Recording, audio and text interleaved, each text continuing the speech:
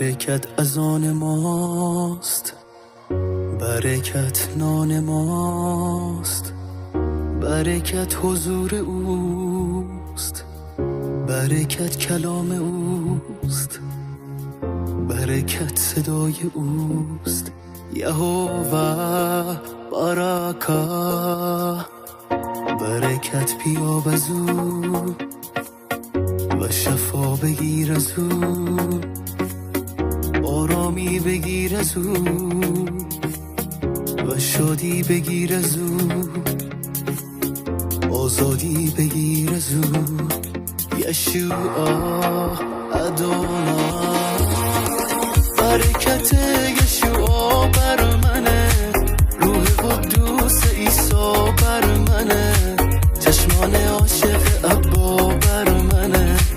من برکت یافته ام، باران روح ابا بر منه، شهزادگی در عیسی بر منه، کلام پاک ابا در منه، در او حیات یافته ام.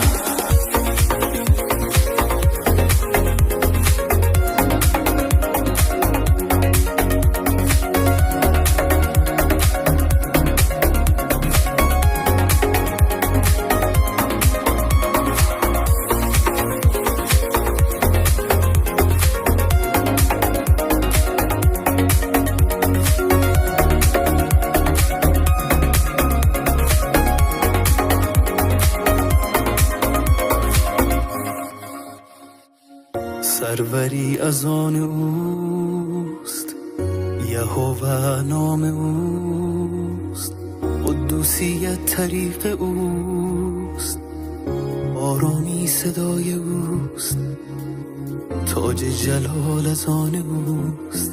یهوه سبات، سرداری از آن اوست، یشوع نام اوست، محبت طریق اوست، برکت قلب اوست، پرستش از آن اوست. ادونای الوهه، برکت یشوع بر منه، روح قدوس عیسی بر منه، چشمان عاشق ابا بر منه.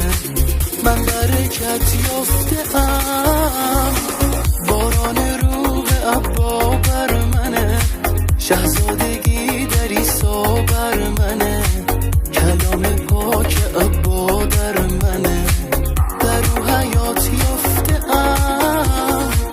برکت یشوع بر منه، روح قدوس عیسی بر منه،